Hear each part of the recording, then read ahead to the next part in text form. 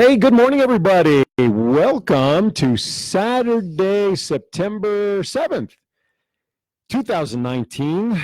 Officially, summer's over because Labor Day has come and gone, but not here in Las Vegas. When it's still approaching 100 degrees, it's still hot here. My name is Aaron Phillips. Yes? Did you get a sling to match my shirt? Yes, I noticed that. Well, soon you may have your own sling. I know. From what you're telling me. This arm. And of course, this is Neal Portnoy to my right here, twin brothers from different mothers, coming to you live from the Portnoy Gallery, beautiful downtown Las Vegas, like downtown Burbank. And we are coming to you live. You know, we got a very unique show today. We have a very unique show. You want to tell them why?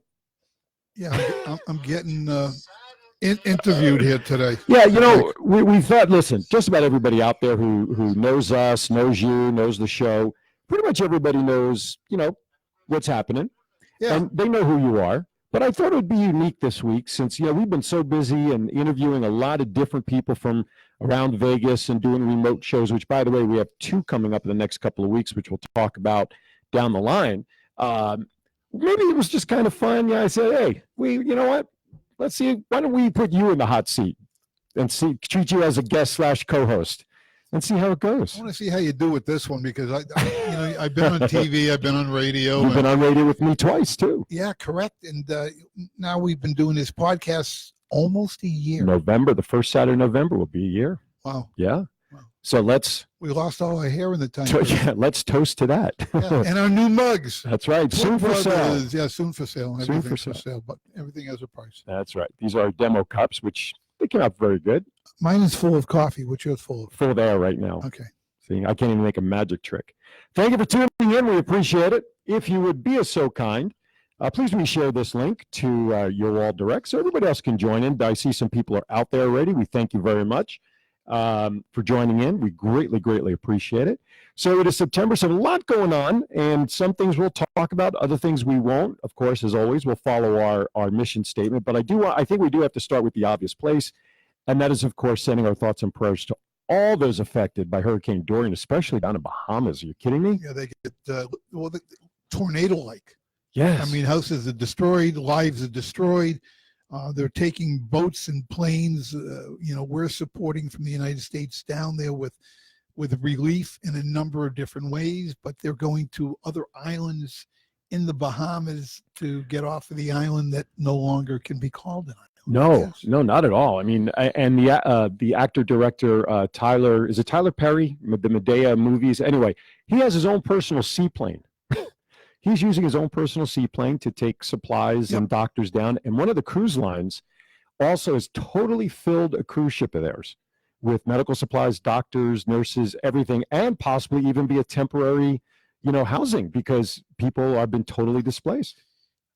I don't know what the population of the island is, but I would say 95% of that island does not exist anymore. No, terrible. The houses are destroyed.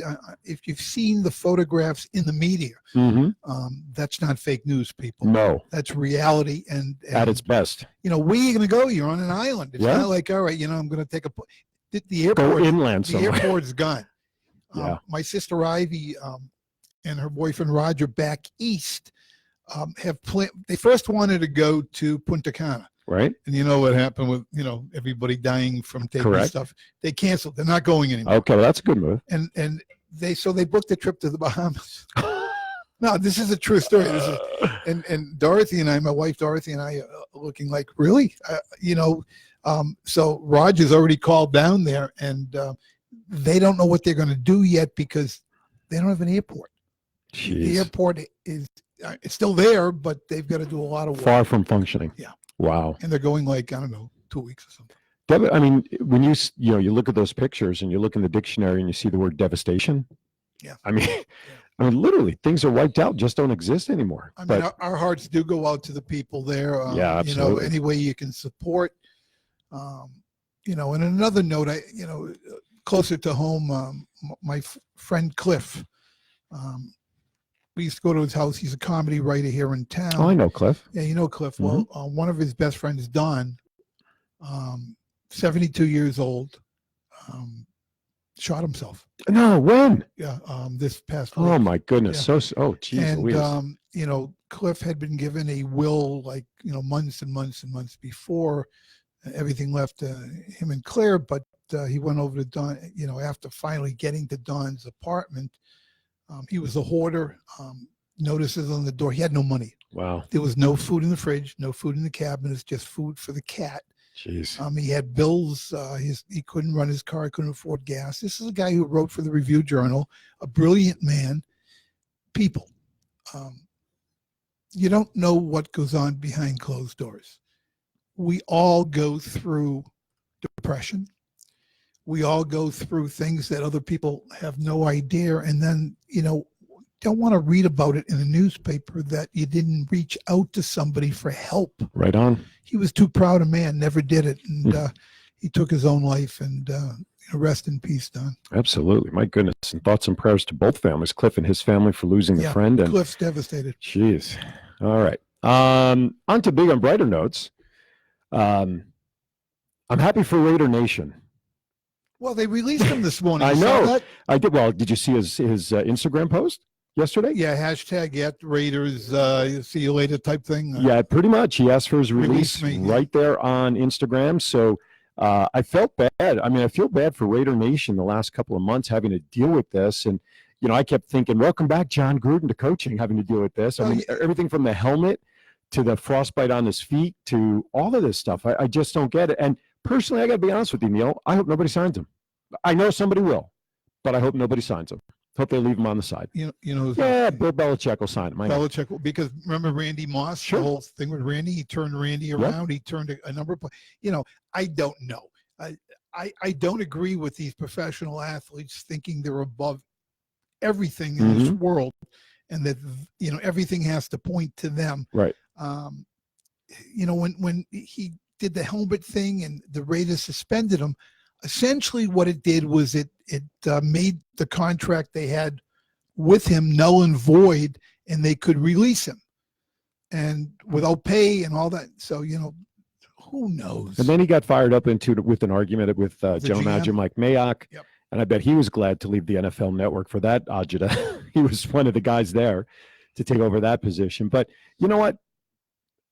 Could anybody really say they were surprised by the way Brown's been acting? I'm surprised. I thought with Gruden, who's a hard ass type coach, that things might change. This guy's a head case. Now, somebody said this morning, I was listening to sports radio on the way in. What a surprise. And they said that he got concussed last year or something with Pittsburgh with the Steelers. And since the concussion situation moment, his personality changed. And yet the irony is he was fighting to wear his old helmet where he got concussed and potentially to put on the safer helmet to protect his noggin. Yeah, well. And now his behavior, I think, certainly lends credence to Pittsburgh's story, and Big Ben talking about how just there was no relationship. Ben tried to be the politically correct guy. Well, the coaching staff at Pittsburgh, if you can't play for that head coach who's a player's Mike coach, Tomlin, you can't play for anybody. I mean, that's a red light right there. Sure. Raider Nation, the history with Raiders and their fan base, which will now be Las Vegas, as well as Oakland. God, I don't know. It gets bizarrer every single day. Well, it almost lends itself back to, look at Ezekiel Elliott. He finally signed his new contract. I knew he was going to sign. Yeah, of course. But the part that irritates me, and you can almost say the same thing about Antonio Brown, you have a signed contract. Whatever the terms are, you agree to them, your agent, your rep agreed to them on your behalf. Obviously, they're not agreeing to them without your consent as the client.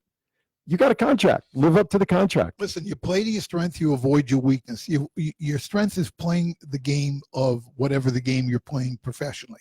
Your weakness is the financial end of it, and you hire the best of the best in these agents who are making 12 to 15 to 20% on any revenues generated by their client. They don't really, really, really care about anything other than the bottom line. How much money can I make? You're going to get some agents who are much better. I think Drew is the agent. Drew Rosenhaus, right? So, his job is to get the most money for the client. The athlete takes himself away from that equation, and says essentially, do what you do best. I want to do what I do best, play football. Right. Ezekiel Elliott, in my opinion, is one of the top running backs in the league. Oh, I agree with that. You know, he's got speed, he's got size, he's got moves. He's, you know, all around a good football person. You know, we all make mistakes. He's made a few. I'm glad to see he's back in the league. I'm not thrilled that he's with Dallas, but you know, I'm sure the Giants aren't either. No, but the Giants did okay. I mean, you know, they've got Barkley, but they face off tomorrow, and I'm sure the Giants were game planning around seeing Zeke on the field regardless. What do you think of this first round draft choice in the top 10 that the Giants took at quarterback? Daniel Jones? Yeah. Or is it David Jones? Well, Jones. Daniel Jones? It might be Daniel Jones. It's DJ. That I do know. David Jones is a locker, isn't it? That's right. Underwater. Right. Yeah, he's looked good in preseason. He's had some great numbers. He's looked great. Very Eli-like in terms of demeanor and in terms of personality. You know, I think if the Giants get off to a slow start, I can't see any reason why they wouldn't put Eli on the bench and bring him in. After all, that's how Eli got started. They benched Kurt Warner, a future Hall of Famer at that time, to bring Eli in only like 2 or 3 games into that season when Warner was quarterback. And, I like this kid, Jones. He's a big kid, strong arm. It's like 6'4" or something. Yeah, he came out of Duke of all places, not a football powerhouse, although not a traditional one. Well, they're starting to build a program like they did with basketball. Yeah. But I like this kid. Yeah, absolutely. Yeah. Now, what do you think of the kid playing with Chicago with the Bears? Oh, their quarterback. He had a rough start last year. Obviously, did not look good Thursday night against Green Bay. He's still Mitchell Trubisky. That's his name. He's definitely a work in progress. And if the Bears want to take that next step forward, because I think defensively they certainly are there. They did that last year with this kid, though. Right. I mean, he's got a cannon for an arm. Mm-hmm. He runs well. Right. I watched the Packers game against him. He missed 2 or 3 passes that should have been completed that would have moved. I mean, how do you like to start 1st and 40? No, that's not a good start. I mean, they had, 3 or 4 penalties in a row, 1st and 40. Absolutely. Listen, a lot of teams shoot themselves in the foot, you know, I mean, but in my opinion, you know, the first year quarterback starts, that's sort of like your litmus test, you know, the first year. Second year, you really hope to see the progress to see which way he's going to go. Is he going to be something or is he not going to be? Is he still going to be work in progress? And that's why I believe you see very few first-round quarterbacks have a successful start within the first couple of years, of playing course. the first year, obviously, most of them don't. Right. Who's the backup in Chicago? I don't know personally. I don't know. I don't know. If somebody knows who the backup quarterback is to Mitchell Trubisky, please put it in the chat room. Would be great. Want to thank you all for tuning in. As today it's just Neal and I, no outside guests, but Neal is going to be in the hot seat today. We're going to talk with Neal a little more in depth, have a little fun. As you can see, our topics are kind of wide ranging today. I want to thank everybody who's jumped into the chat room. I see Pat Sheeran. I see Linda's out there. Mary Griffin is out there. Scott Hosey was out there. Sparky Lisa was out there, and a couple other folks. We thank you. And please remember to reshare our link direct to your wall so others can see them, and go out and like our Facebook page, because that's going to be the page these shows are going to continue emanating from. So this way you know what page you can catch us on. Of course, podcast, YouTube, TuneIn, Stitcher, iTunes, SoundCloud, you name it, we're there. So yeah, I don't know. Tomorrow, it's for me for a football weekend. All my teams are playing this weekend. Penn State, Syracuse, and they're all on TV. That's the thing. They're all on ESPN and Old Dominion, Stacy's team. I just love the fact they're on at 10 in the morning. For us, yes. For us, absolutely. On the West Coast. Absolutely. No late games out here. And then tomorrow at 1:30 Pacific, the Giants and Cowboys will kick off down in Arlington. Hey, look, it's going to be, I think Shermer is, in my opinion, or Gettleman, as far as my Giants are concerned, you got to give Eli a couple of games. Give him 3-4 games. See how he's progressing. If he's digressed, if he's actually, because he's not going to listen. He's not 25 anymore. Eli's Eli. Right. In my opinion, he's never been an elite quarterback. Yes, he's won some Super Bowls, on some freak plays to put in. They beat my Patriots. Typical Patriots fan. Freak play, helmet catch. Yeah, helmet catch. I mean, we see that every week, correct? I have it in the picture frame too, by the way. I've never been a real fan of Eli. I think this rookie quarterback is going to get in sooner. Now, what's the Giants' schedule? I mean, give me the first 3 or 4 games. Off the top, I could bring it up on my phone, but okay. I don't. Obviously, opening with the Cowboys. I think they're playing. I want to say the AFC Central this year. Okay. Look, nobody's picking them to go above 500. Well, No one's picking them to go above 8-8. I'm going to pick them above 500. There You're you gonna, go. You're gonna really 9-6, 9-7 rather. Yeah, you know what? No, I see 9-7 is a tough spot, especially in the NFC. I could have done my Jim Mora playoffs. Yeah, playoffs. We're talking about playoffs. Yeah, right. Not gonna. Or as Dennis, who's the guy for the coach from Arizona? Dennis. We know what we're talking about. We know who they are. Right, I can't think of his last name, who no longer is with us, passed away a number of years ago. But listen, and here's the funny thing. It's week 1 of the NFL, and here we are. We're talking about playoffs of the NFL. Baseball is wrapping up the final stretch of their regular season with 20-plus games. My Yankees are in Boston for the weekend. We did lose game 1, but I'm not worried about that. When did you join the team? We lost game 1. They lost game 1. Since I became a fan in 1976. Oh, okay. You that old? I am. Oh, okay. I am. Don't you say that when the Red Sox, win or lose, my Patriots won the Super Bowl? No, I always say the Red Sox. I never say my Red Sox. Well. Unless you coach me on. Then I have to. And I prod you. All right, let's talk about some things going on in Las Vegas to keep folks aware. You like ice cream? I love ice, but I know you can't eat ice cream right now. I'm on a diet. Okay. Well, when you decide to splurge and give yourself a little treat, this is news, good news on a couple of fronts. Number one, everybody knows the Blue Bunny Company. I never heard of them. Really? Yeah, where are they from? I mean, where are they based out of? They're based in Lamar's, Iowa. Oh, there you go. I mean, middle of nowhere. Ever been Iowa? Not me. No. Cornfield, nothing. No. Field of Dreams would be nice to go see. Yankees are playing a game there next year. Yeah, that'll be fun with Wouldn't it? Judge and that. Exactly. Hitting the cornfields. Yeah. You get extra points if you take out a whole corn row with a home run. Wouldn't it be sweet? Sweet corn. Very good. Well, not what I meant, but Earl Jones. James Earl Jones. If he walks out. If he walks out of the cornfield, that's, you know what? Marketing wise, come out that of would the be cornfield. no brainer. Or at least do the introductions. Yeah. And have Kevin Costner come out. Throw the first pitch. Yeah. That would be cool. Ray Kinsella, he would throw to his father. Yeah. The guy who played his father, Wouldn't who, by the way, he's been involved. He was just here in Vegas, the guy who played Kevin Costner's father in the movie. The opening of The Aviators. They had this whole Field of Dreams special going on earlier this year. And the guy who played Ray Kinsella, the actor, actually was at the Las Vegas ballpark. He threw out the first pitch. So he can do it. He can do it. Now, absolutely. They got to come out of the cornfields, right? For introduction, yeah. In the old uniforms. You I'd got to have the old. I'd love to see that. That would be great. I don't know whether they can play in Iowa with these wool uniforms. No, you could still make them out of different material. Make them look wool. Make them look wool and come out in the old style. That would be great. Make Gary Sanchez use the old time catcher's glove. And, the 3-finger, 3 or 4 finger. I used to have a 3-finger glove. Did you? And we had no money growing up, so when I was a young kid, somebody gave me a glove. It was a 3-finger glove. Right on. That's what I learned on. Blue Bunny Ice Cream. Ice Cream is buying a plant. They are buying a plant here in Nevada, making it the 5th U.S. production facility here. So let me give you the other locations. Now, let me ask you a question before you give the other locations. Sure. Do they have a lot of different, butter pecan and maple? A lot of flavors. Nobody out here has maple walnut. Why would you have maple walnut? That's my favorite ice cream. Yeah, but you don't have maple trees here to give you maple type ice cream, do you? We don't have lobsters here, and people eat lobsters. Why can't we have maple walnut ice cream? That's a good question. Yeah. Well, now we'll have a plant soon that you can go ask. Yeah, okay.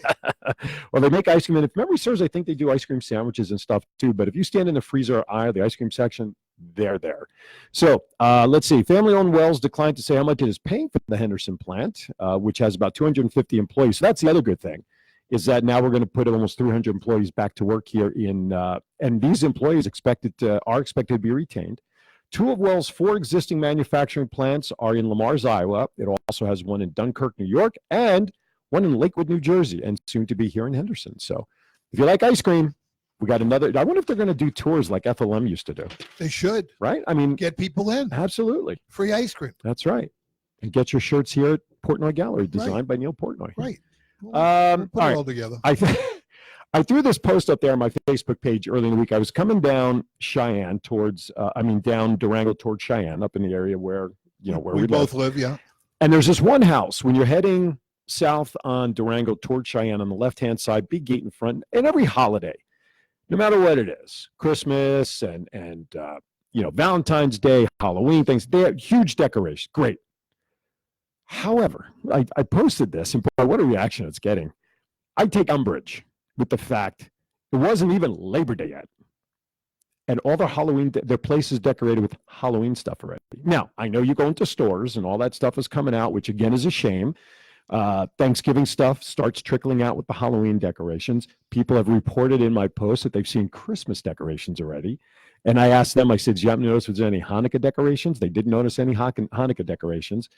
I think it's way too early for Halloween, don't you think? I mean, well, we're in September and that's October, right? Halloween? yeah, last day, 31st. Yeah. 31st. So, I mean, I don't know. Maybe they'd want to get the goblins and the demons to scare them away. It's a little too much. It's way too early for that Well, stuff. you know, it's for the Start kids. at the beginning of October. Yeah, but it's all for the kids. Yeah, I agree with that. But I agree with that if you have kids in your house that would appreciate it. And I'm all for anybody decorating. And I don't have kids in my house, but when Hanukkah rolls along, do we decorate? Sure, but I don't decorate 2 months out. Maybe a couple of weeks before the holiday. I mean, yeah, same for me. Yeah. But I mean, we're talking like 2 months out. And then it's Thanksgiving. Yeah. You know, so anyway, I just thought it was a little too early. And a lot of people are commenting that they too already have decorations up all over their house for Halloween. Oh my goodness. All right. What else do we got? Because that's Yeah, I know. We're gonna move this. Oh, by the way, thoughts and prayers go out to Kevin Hart. He had that terrible accident last week, and from what I read recently, 3 fractured bones in his back. There were some conflicting reports about the severity of his injuries, but I read today that apparently the vehicle that he was in, which was a classic, I think it was an Impala or something that he owned, did not have all of today's safety features in the car, which could have saved him a little bit better. But regardless, Kevin Hart and all, we wish you a speedy recovery here. Last one I want to talk about, I'm going to save this one. I'm going to save the tax thing for later if we have time. But I do want to mention MGM Resorts, and this is kind of touching some nerves, but the site of where the 1 October mass shooting took place a couple of years ago, MGM Resorts says it plans to convert the shuttered Las Vegas Strip Festival grounds that were the site of the shooting into a community and athletic center and parking for the new stadium being built for the NFL's Oakland Raiders. Does that surprise you? What did we talk about when we talked about the lack of parking for the stadium? Sure. And I was one to say they're going to build a bridge over the highway so people can walk to the stadium. And Mandalay Bay, where they had the festival, is right across the street from the new stadium. They could walk across the bridge to the stadium after they tailgate. Makes all the sense in the world. Well, one of the recovering victims, her name is Lachey Johnson. She's been on the road to recovery for the past couple of years, dealing with physical pain and psychological trauma. And Johnson's not for these plans because she says, quote, "The thought of parking my car there, absolutely not. And those that park their car there, hear my story and let me know how you feel by parking your car there." I guess the physicality of parking your car on top of a site where 58 lives were hurt and hundreds of people injured. But one of the things that MGM is stressing is that one of the reasons that they are building a community center and athletic stuff there, a memorial is in an attempt to help with the psychological satisfaction of the event, knowing and keeping the peace and reminder stuff. So, without getting to on the other side of a very sensitive issue, you can't just leave the land empty. So you could make it a memorial. You could do naming rights, you could do plaques, you could do monuments, you could do a video remembrance of, honoring all the people. You could do it Vegas style the right way, but you still got to use the land. The land's very valuable. Yeah, absolutely. So I hope they do some things there that will commemorate the lives lost in that event. Again, they said that's what the community center's for. But all right. So I think that's pretty much everything. By the way, thank you for commenting. By the way, I wrote my first article, which I know you for the Vegas Voice magazine. Check that out. It's on my wall. I'm writing a monthly article there called The Healthy Voice and sharing some healthy tips and things that I've done over the last couple of years. So you're now a columnist. I am you can add that to your repertoire of all the things that Aaron Phillips, The Voice, does. Yes. Now The Voice has a pen. Yeah. Okay. No, it's check okay. that out. I like people who have pens. I Yeah, I have one know in it. my I know pocket that. all the time. Yes, Penguin. Penguin. TheVegasVoice.net. Check it out. The latest issues online. Plus, you can pick up the magazine at many locations, mostly grocery stores and stuff, if you like the hard copy. Okay, now let us transition. We took a little longer with the opening, which is cool because it's our show and we can do whatever we want regardless. Less time to roast me, but go ahead. Today's featured guest, and we're going to get to it right now, is none other than the man to my right, Mr. Neal Portnoy. I've actually interviewed Neal on the radio a couple of times over the last couple of years, but a lot of people obviously know Neal, know the gallery, what you do, and how recognizable you are in Las Vegas and quite frankly around the country. I just thought it was kind of cool to put you in the hot seat today as something a little different, and maybe our fans and audience might get to learn a little something different about you that perhaps they didn't know. Yeah. So does that sound right? Yeah. Listen, I have no issue talking about who I am, where I came from, what I do, and what my plans for the future are. I have no problem. Well, thank you for watching. That was the whole show right there. We're done. All right. Send your comments to Aaron Phillips. That's right. All right. So you've been out here in Vegas for 3 years. Three and a half years now. Yep. Right. 3.5. Born and raised, obviously, in the Boston area in Worcester, Massachusetts. I have a friend of mine that went to college up there. What's the Holy Cross? No, that's not the one. Assumption. He went to. Nope. Those are the only two big colleges in Worcester. All right. It'll come to me. But that's the town he went because he's from the tribe, so he wouldn't have gone to Holy Cross.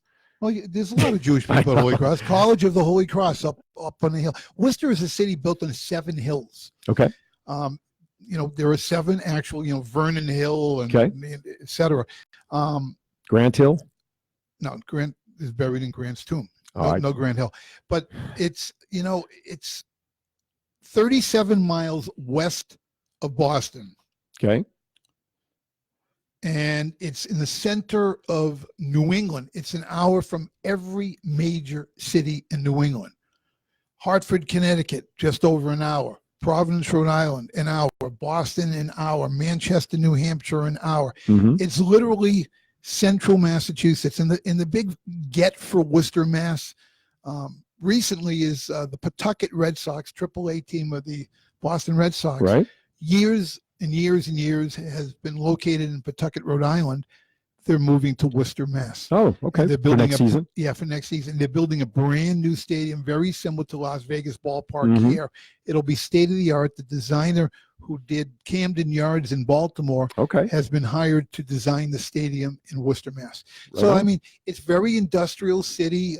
I grew up there, born many years ago, lived there my entire life. The surrounding little towns like Millbury, Mass, and Auburn, Mass, eventually ending up in Holden, Mass, which is about 8 miles from Mount Wachusett, a ski resort. Oh, okay. But it's cold back there, and there's snow and stuff falls down, and you got to shovel, and you got to spend $450 every month for oil. Oh boy. Oh, I remember that. The oil deliveries in the tank. Oh, please. Jeez. And never mind. I lived in a house. I bought a house, lived there for 17 years.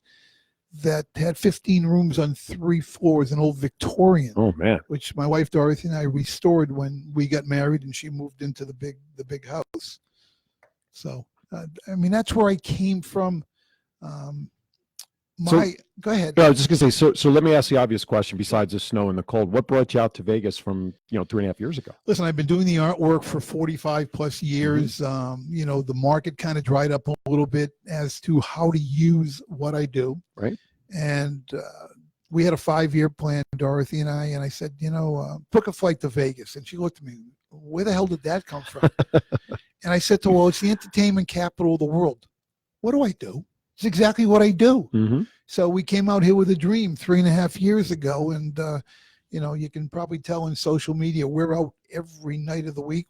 During the day, we're networking. I'm at the gallery. I'm creating. I'm adding to inventory, meeting people, educating them as to how to use what I do. Right.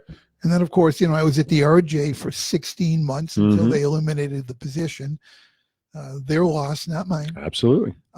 But changed the whole look of the newspaper. And, you move on. One door closes, many more open. Right on. All right. So it was just a spur of the moment kind of thing. Just.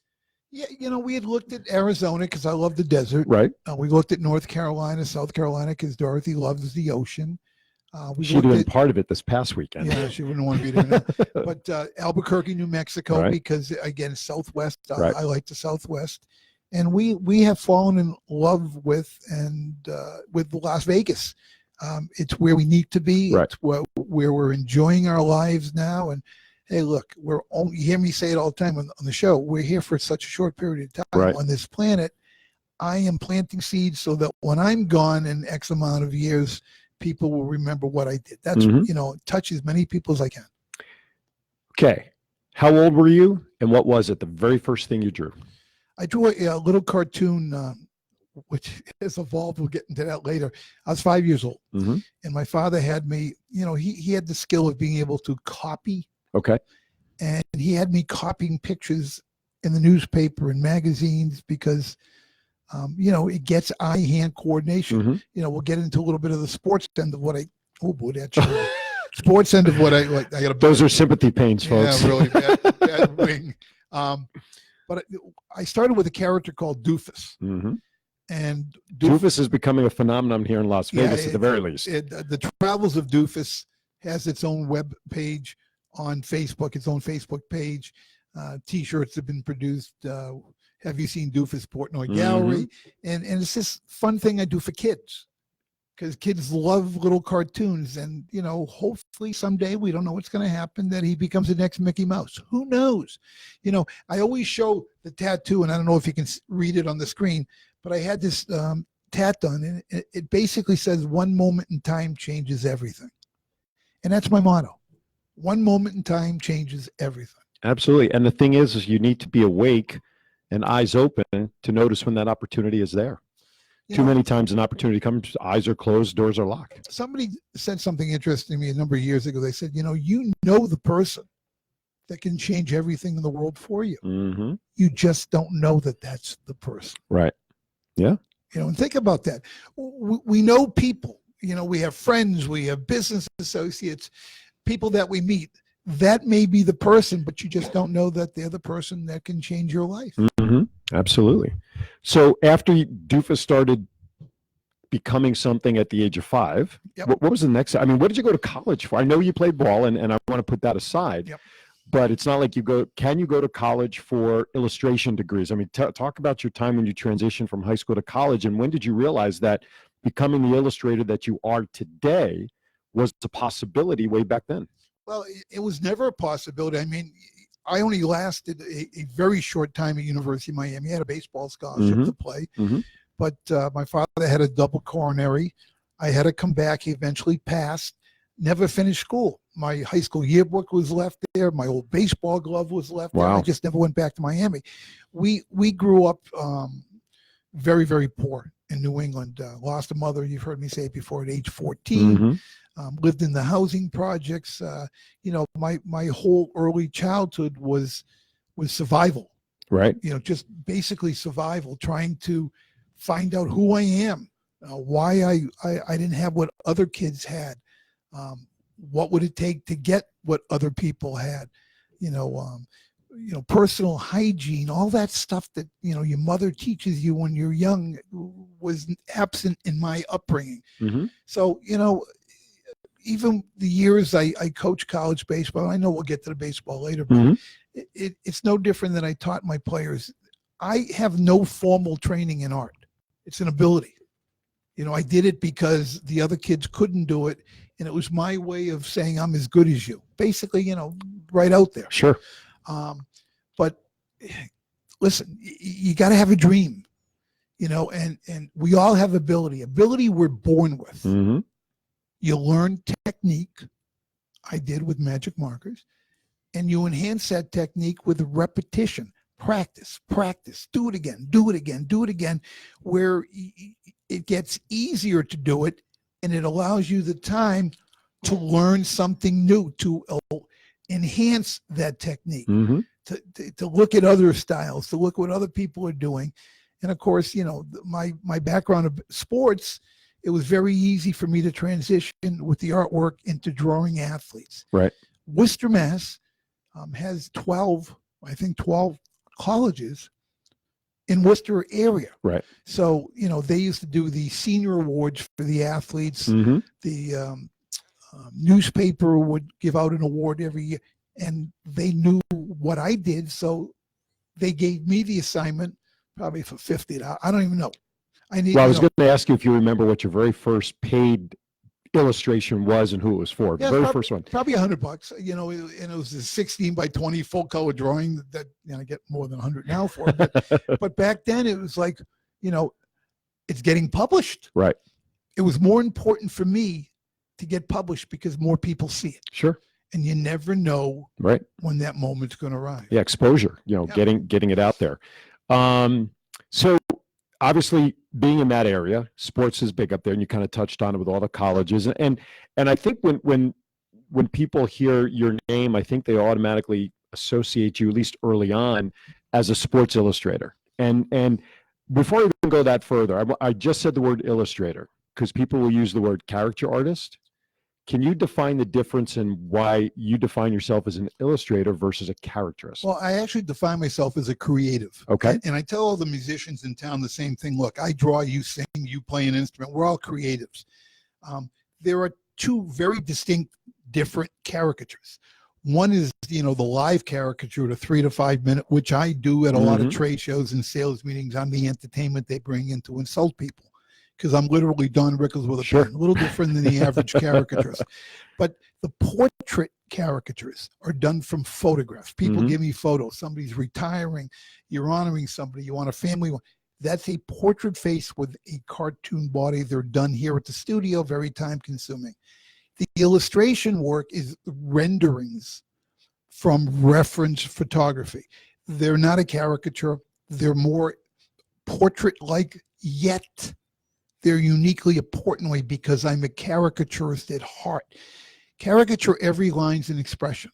So when you cross over to do an illustration, there's always caricature in it.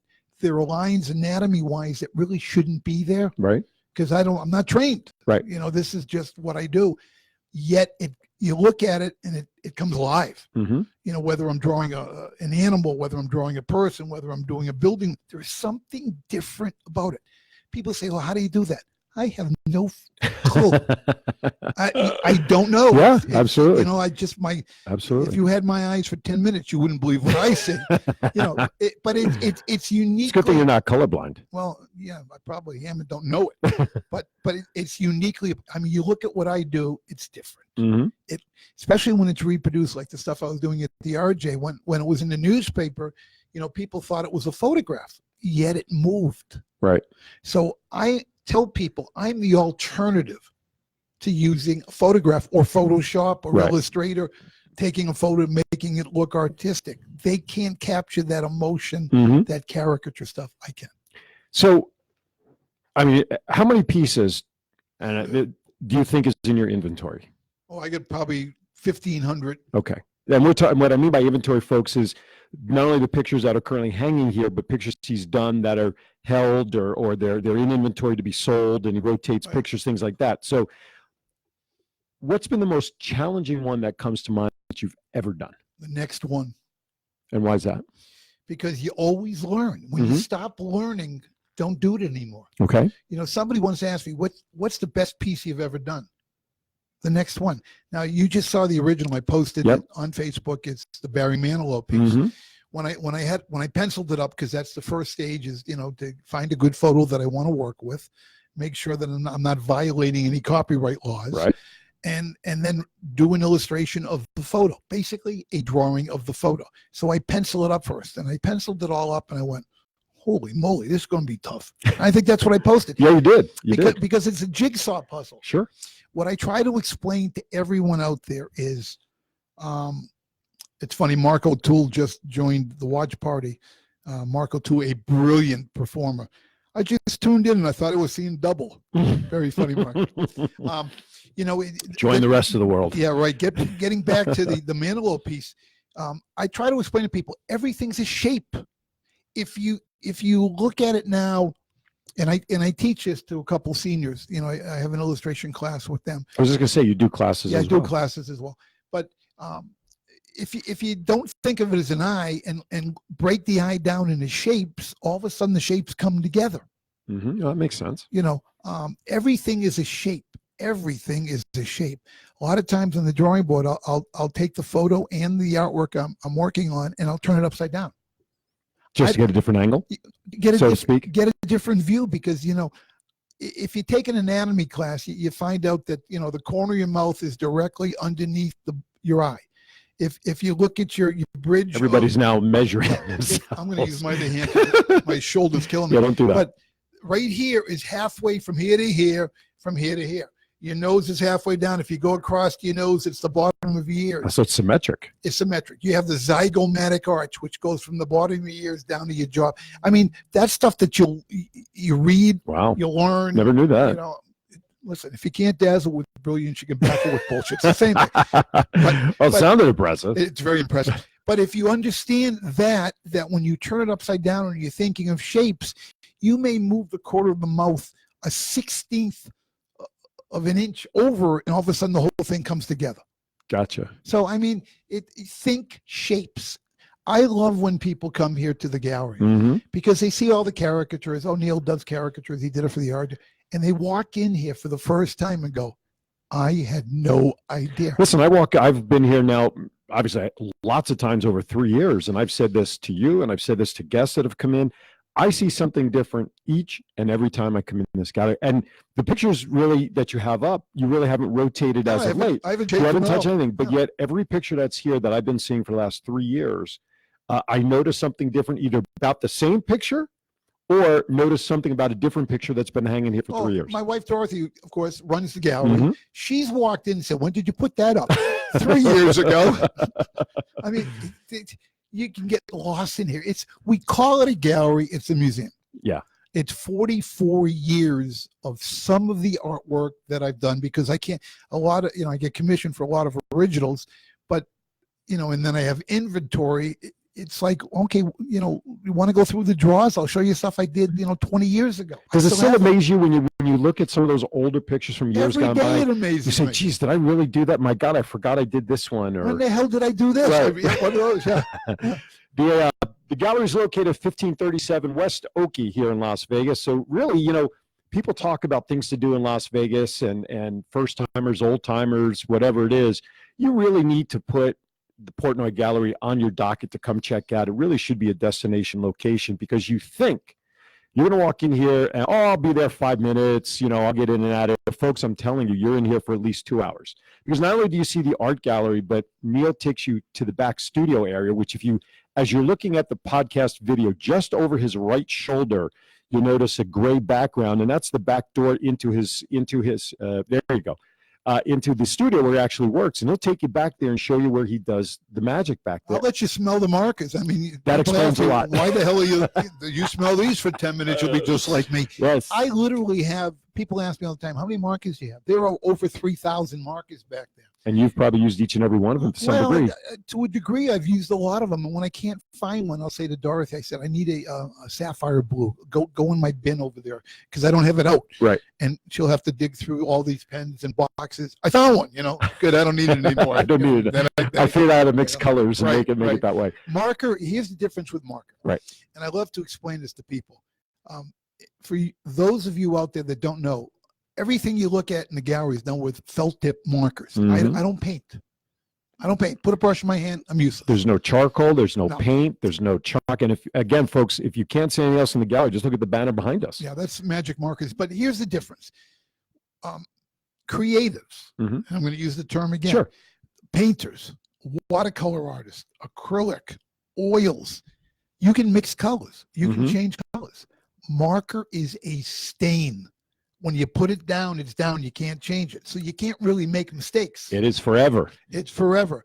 And the neat thing is with markers is you can layer markers. In other words, I can work with a cool gray number 2, cool gray number 4, 6, 7, a warm gray this, and I could do the shadows, and then go on top of that with a pale flesh, a salmon, a sepia tone.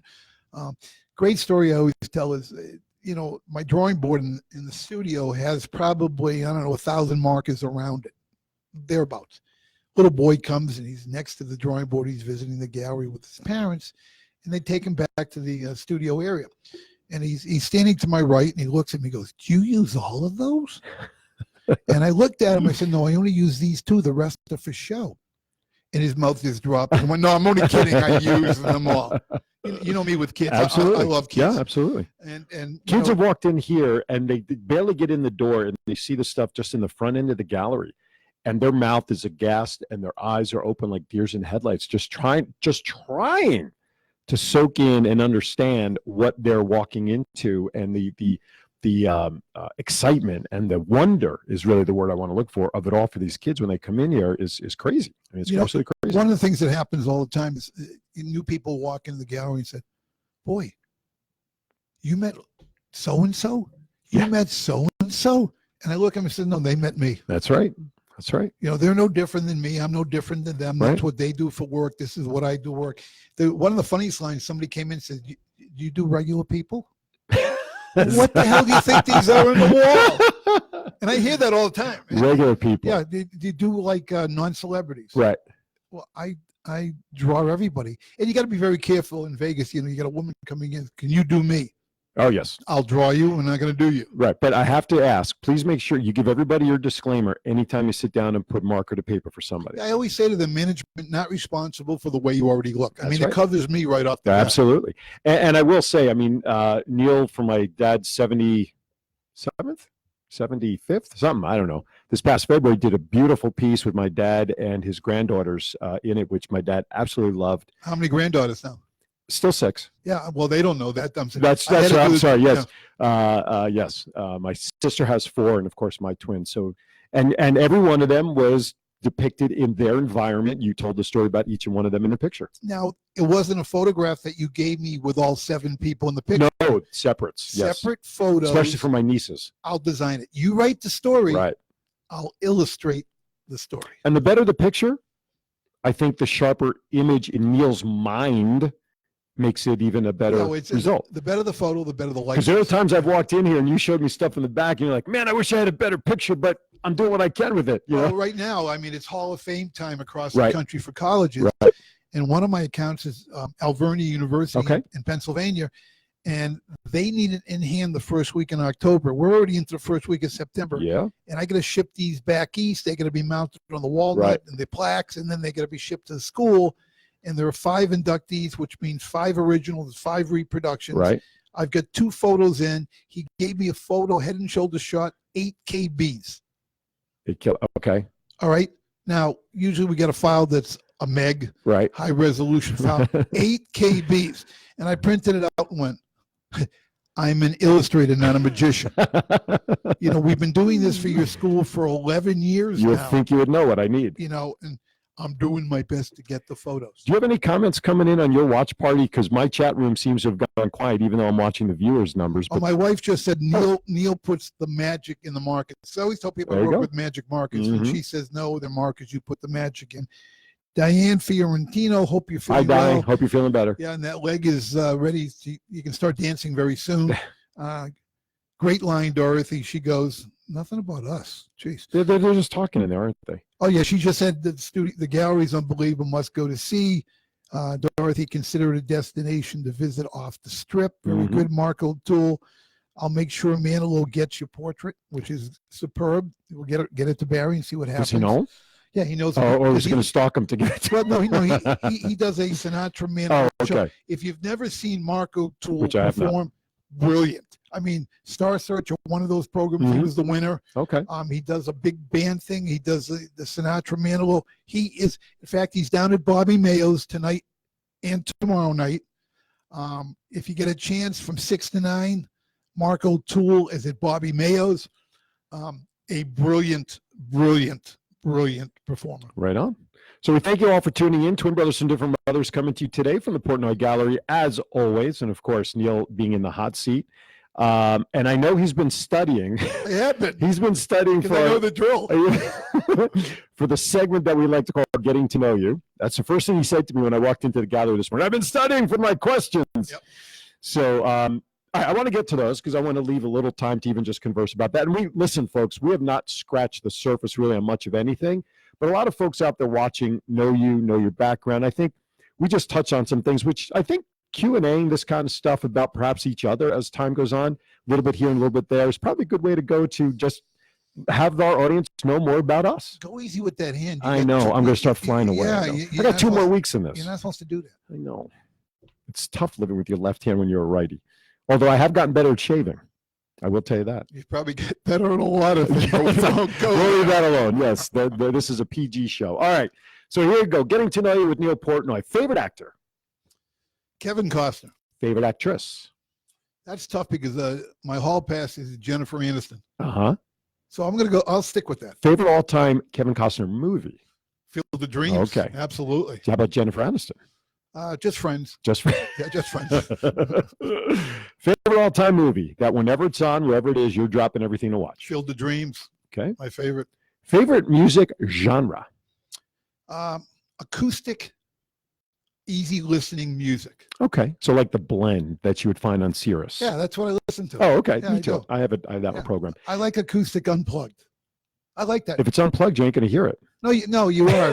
The blaring. But listen, in Vegas, I just love the local entertainment scene here. Absolutely. Everybody is incredible. Speaking of which, and I'm kind of jumping ahead, Chadwick Johnson will be joining us in 2 weeks right here on this very show. And his CD releases very, very soon. Chadwick has got a very unique voice, very soulful. His new CD's coming out, and I've listened to a few of the cuts. Unbelievable. And he'll, of course, be talking about that with us in 2 weeks. So mark your calendars. That'll be on the 21st right here. Okay, next question. Favorite all-time song that when it comes on, you're singing to it as best as you can in your car, in your shower, here in the shop? Boy, that's, you know what? I didn't study that one. How about Put Me In, Coach? Well, I don't know all the words to Dire that, Straits. but that is my cell phone ring. Okay, That is is my it? cell phone ring. American Pie, probably. Okay, Yep. There you go. That's a good one. All right, here's a new one for you. Okay, let's see how you answer this one. All right. Favorite curse word? Shit. All right, there you go. I thought I would test that one out on you first. No, that wasn't my answer. I didn't have an answer. Oh, I thought that was your answer. If money were no object, dream car that you'd love to see in your driveway. You know, and I thought about this, and I like the Porsche Panorama. Okay. That car, it's a long Yep. Porsche, and they had one at a used car, not at a used car, it was a junkyard, but he sold, repossessed, and all those cars. Right. And I sat in this thing, and I went, this is a machine. Yeah. Probably gets 8 miles to a gallon. But if money was no object, Right, who the hell exactly. cares about what Exactly. And where would you drive a car like that, though, in Vegas? You know, certain cars in certain cities just don't make sense. Well, I've seen a couple out here. Yeah, but still, okay, I have too, but they're doing 30 miles an hour on this road. I'll take my Kia Soul when I have to That's drive right, in town. there you go. Let's see. Best vacation ever taken? Wow. My honeymoon with my wife. Oh, wow. I served you up a fastball right down the middle. 80 miles an hour going down. Where was it, by the way? We took a cruise. The Caribbean. Okay. Yep. That was Not to the Bahamas, huh? No. How about your bucket list vacation that you'd like to do? I see a lot of hearts now floating up on the camera. I wonder if they're all Dorothy. Bucket list vacation. Where would you like to go that you haven't been to? Well, Dorothy and I have talked about, and listen, I'd rather stay in the United States than just because there's so many wonderful so much to places. see here, yeah. But the dream vacation is Italy, Mhm. Greece, and do the cruise, along that river and Okay. get to other countries that are probably 10 minutes away. Right, exactly. I think that would be a nice 10-day, Yeah. 14-day getaway bucket list cruise. You need a few more items to be sold. So if you need anything, Yeah. because you got to Yeah. fly out there yet. Favorite meal, top to bottom? Steak, prime rib, probably steak, ribeye steak. Side or sides? Sides. I like potato, but I'm not eating it now on my new diet. But This is diet. This is not diet restrictive. well, you didn't say that. Okay, It's- not diet. The world is restricted. open. What's your favorite meal? Double baked potato Okay. with sour cream, And this is next to the steak. a ribeye steak, How do you like your steak? medium well. Okay. You shoe leather like my dad. Yeah, and a Dessert? nice coffee after. I'm not a dessert Okay. person. And nappy? Salad, a little something? Yeah, nice Caesar salad with anchovies. Okay. Anchovies. I love anchovies. My goodness. Favorite Las Vegas thing to do to relax? typical Las Vegas thing that you like to do that helps you unwind. Live entertainment, going down to Tuscany,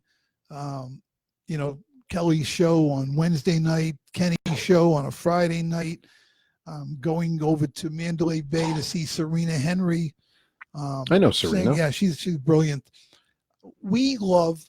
I love, my wife loves, which makes it nice because there are two loves, live entertainment, because you can go out for a nice meal, sit back, relax, and watch world-class singers in your backyard. Absolutely.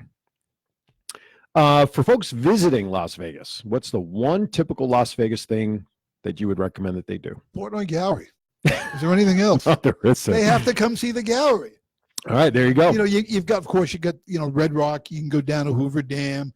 Boulder City is always nice. You can do the Strip. We don't go on the Strip other than see a performer. Red Rock is where we take people, when they come into town. But as a destination spot and create a day, come up with a game plan. Mm-hmm. You can start your morning at Portnoy Gallery, go up to Red Rock, turn around, get on the highway, go down to Hoover Dam, check it out. Listen, there's 2.2 million people here. It's a small town. Do the tourist thing, but do the local thing, because you'll learn more about the city. And the funny thing is, I think the more we talk to those like us who live here, when I ask that question, not a whole many people say go see something on the Strip. We all pretty much tell people go off the Strip and learn that there's more to Las Vegas than just that 5 miles. Well, we have relatives there on Dorothy's side, of course, that have come to Vegas for years, and they've never been off the Strip. Jeez. We took them off the Strip. It's like when you move here, right? People say, well, what hotel do you live in? Right, exactly. We have neighborhoods. We have beautiful neighborhoods. I told people I was not sleeping in a sleeping bag between Bally's and Harrah's when I moved here. Yeah, but unless you get off the Strip, you don't know what this city has to offer. And now with the Raiders here and the Golden Knights and the Aces and the Lights and the Aviators, who are up 2-1 in a best-of-5 series. I mean, this city is growing. Yes. Insurance rates are going up. I don't like that. Actually, I read too that apartment rents are going up, especially the sales tax is going up. Yeah. Well, yes. Everything's going up. All right. Last question, and then a couple of things about what we're doing the next couple of weeks, and then our hour's up already. Jeez Louise. What career would you like to have tried if you were not doing what you do today? Professional athlete. You know that. Yeah, I know. Well, they may not have known that. Well, listen, I had the honor of playing for two legendary coaches. My high school coach was Ralph Raymond, 2-time gold medal winning softball coach for the girls. That's Ralph Raymond. And my college coach was, University of Miami, Ron Frazier. So I had a very good career. I played professional baseball, semi-pro ball, you could call it. I tore my knee up, became a statistic, got involved in the game, and coached as a pitching instructor at 3 different divisions. Division 2 at Assumption College of the Greyhounds, Division 3 at Worcester State University, the Lancers, and at the JUCO level at for those that don't know what that means, junior college level. There you go. At Quinsigamond Community College, and I revamped their program. I had a couple of my former players move on in their careers and play organized professionally. And the best part about all of that as a coach is when you talk to your former players who now have families, kids growing up, and they reach out to you, they always address you as coach. Yeah, that's a moniker that always seems to stick with people that are in those positions of any kind. So that's great. By the way, I have to share this. Oh, my goodness. One big upset with college football today that was pending was Army and Michigan. I don't know if you noticed that. Michigan lose? No, Michigan won. I just had it up here, 24-21 in 2 overtimes. Wow. Yeah. They're going to hear it from the alum. Syracuse lost 63-20, which was not a good, and I can't put, but anyway, I was interested in that. Clemson's playing. Clemson is kicking off. They're in the first quarter right now with 7.5 to go. Okay. So that's underway. So big college games, of course, later today, Texas and LSU, as well, and my Nittany Lions against Buffalo. Anyway, a couple of things I want to mention. Let's keep our audience in the loop of some things that are happening that you and I will be involved with. Next Saturday, the 14th, long time. It's been a while since we've heard from these ladies, but the Atomic Roller Girls, where you and I did a remote show early on after we got started, is having a bout on the 14th. Listen, I did the Pilates thing. Do you Yes, you really did. want me to get on skates again? These girls are huge. I would love to see you on skates, but I know you can't do it. No, now with yeah, your but- bum shoulder, that's all you need would be to fall on that shoulder. Anyway, September 14th, 7 p.m. Doors open at 6:30 at the Fallout Shelter, which is located down on Okendo, and I think it's 3800 Okendo, 3600 West Okendo. Tickets are available through Wreckers Whippers, WRECKERS WHIPRS.bpt.me.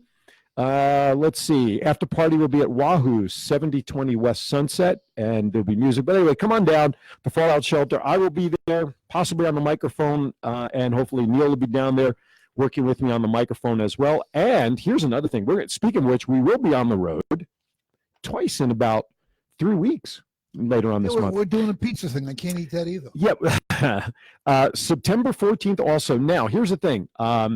It's Marsigliano's Pizzeria, Richie and Stacy. They have taken over. There used to be a pizzeria on Cimarron and Sahara where the Steinmart is, right there behind the counters. Sure. There's a pizza place in there.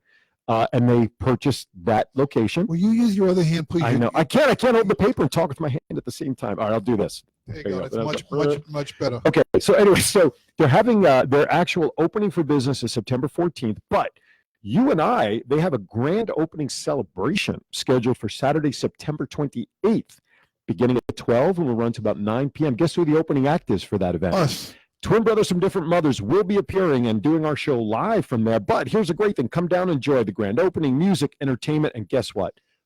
Free food. Okay? Check it out online. Marsigliano's Pizzeria, MARSIGILANOS Pizzeria.com. And the first 50 people who come down on the 28th will actually get a free T-shirt. I don't know if that counts us because we'll definitely be some of the first people. They're giving out free T-shirts. First 50 people. They should purchase a bunch of our mugs and give it out to people. What do you think?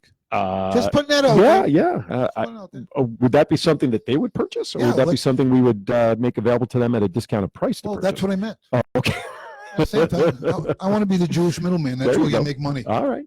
And then the first Saturday of October, we just got this email earlier this morning, actually, from our friend Brett up at Vegas Hockey and Sports.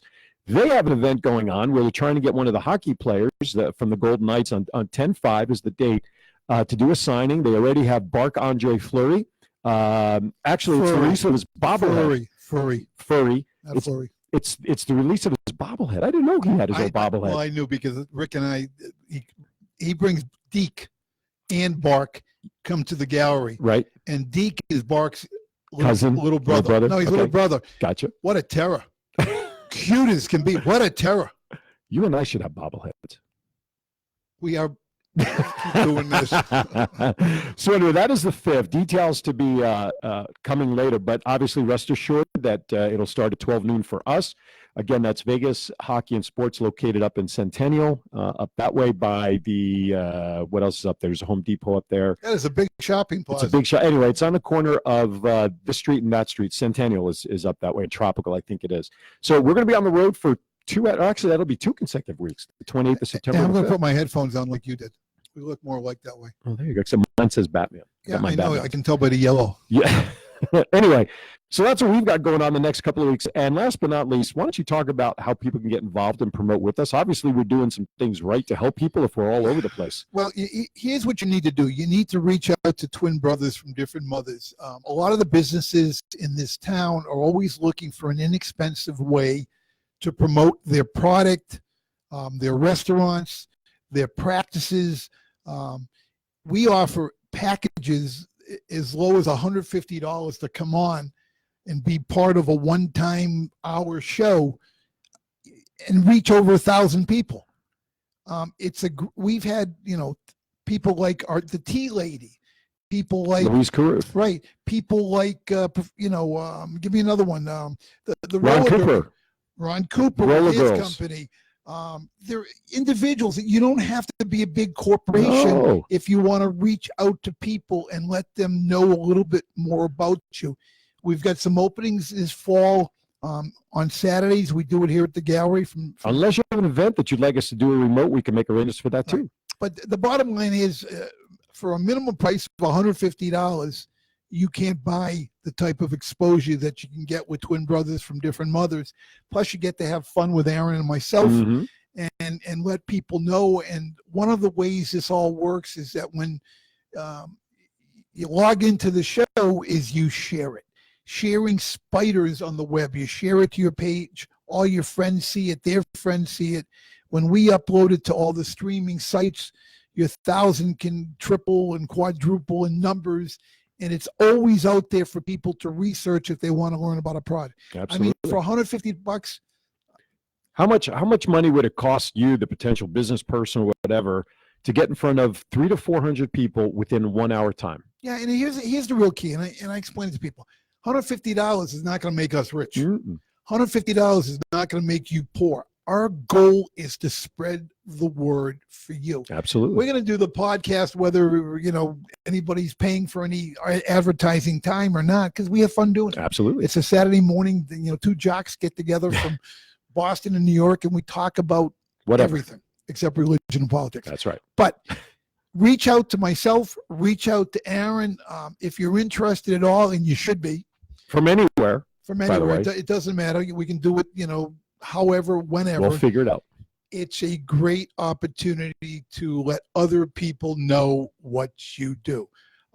We do work. Shoshana just, posted in. We do work with nonprofits. Nonprofits don't have the money to really do. So we have a special rate for nonprofits. Correct. So if a nonprofit's looking to get their word out, everything's negotiable. We had two. What she's referring to there is we had two individual guests: David Tatlock, the lead singer of Soul Juice Band, and Noel Caramiso, who was the head of Fuku Burger and the Foodie Fest and Hoodie Flags. And after we had them on our show independently, they connected, and because of their efforts, now there's a new foundation called Kids Uplifting Kids. Right. That I'm also part of. My wife is, Shoshana, and because of David's spearheading this whole thing, there's a music festival being planned next April that will benefit this group to help foster children. And let me, and that's But again, just an example of how the relationships work. And here's another thing: a lot of us here in Vegas join networking groups. We join for the fact of getting out to know people, right? Let people know who we are, what we do, et cetera, et cetera. Use the platform of a podcast like Twin Brothers from Different Mothers as a networking tool. Absolutely. You're going to reach people better and get to know them. This is your one-on-one with 1,000 people. It's a great way to put it. For $150. Absolutely. Very cheap. Absolutely. That's all I got for. I don't want to elaborate. No, that's anymore. perfect. If they want to know more, call us or email us. Just Right. send us an email through the Facebook page, or just send an email to twinbrothersdifferentmothers@gmail.com, or just go to our Facebook page, hit the blue bar that says send email, and that'll do the same thing. All it is a conversation. If it works, it works. If it doesn't, no worries. Anyway, like you said, we want to provide opportunities. Well, we are over our time, even though we can stay on forever if we wanted to, but we're not going to do that to our audience. Because Penn State's on, you're going to watch. Penn State's on at like in a half an hour. Where's your watch? I don't know. I ran out with nothing on this morning. Oh. Nothing. Right. Anyway, have a great week, everybody. Next week, we're here, and we have Richie and Stacy Marsigliano. Oh, good. Coming on next week. From the pizza joint. From the pizza place. Yes, they're going to come on and share with us, and then that'll be next week's show. Perfect. Chadwick Johnson after that, and then live remote. So we got to start for October. Advertise with us. Final thoughts. Thanks for the opportunity to let more people know about a little bit more about me as a person. Never mind what I do. You see the artwork. You got to come to the gallery and tell people to come to the gallery, because then they will see what I do. My partner, Aaron Phillips, the voice, now an author, a book coming out soon, a columnist now for the Vegas Voice, available for speaking engagements, anything where a voice could add to what you're trying to do. Plant seeds, baby, plant seeds, Absolutely. let them grow. That's Absolutely. my final thoughts. You got it. Be safe out there, everybody. Be careful of the heat down in Texas, here in Vegas, and of course those in Bahamas. We wish you the very best, or everybody that was affected by Dorian. With that, we'll see you next week right here again on Twin Brothers from Different Mothers. Have a great week, everybody. See ya.